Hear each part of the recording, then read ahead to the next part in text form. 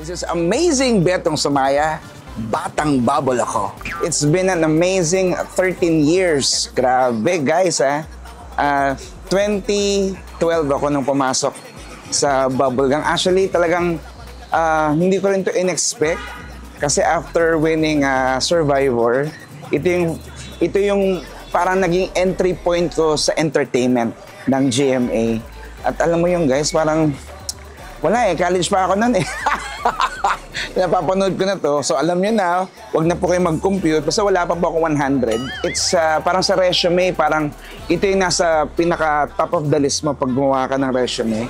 Siyempre, Bubble Gang yan. The longest running gag show in the Philippines. At siyempre, sigurado yung mga bata ngayon. Actually, marami akong nakilala na nagsimula ng bata.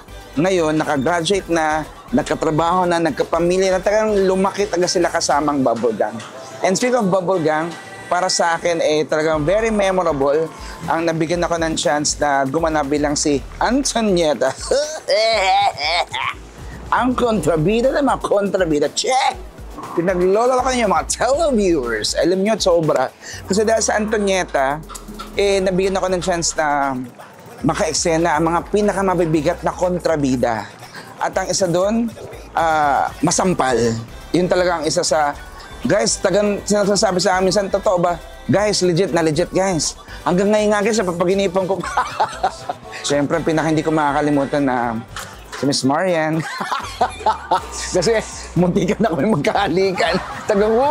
Wala taga sa eksena yan, wala sa rehearsal, pero hala, munti ka na magdikit. Siyempre, nahiya tayo. Siyempre, Miss Marian, baka maano tayo, Sir Dong. Joke lang po. So, BG30, Batang Bubble ako. Abangan ngayong October. Amazing. Mahalagang paalaala, ang Yulala hindi gamot pero nakagagamot sa anumang uri ng lungkot at bagot. One click lang, subscribe na!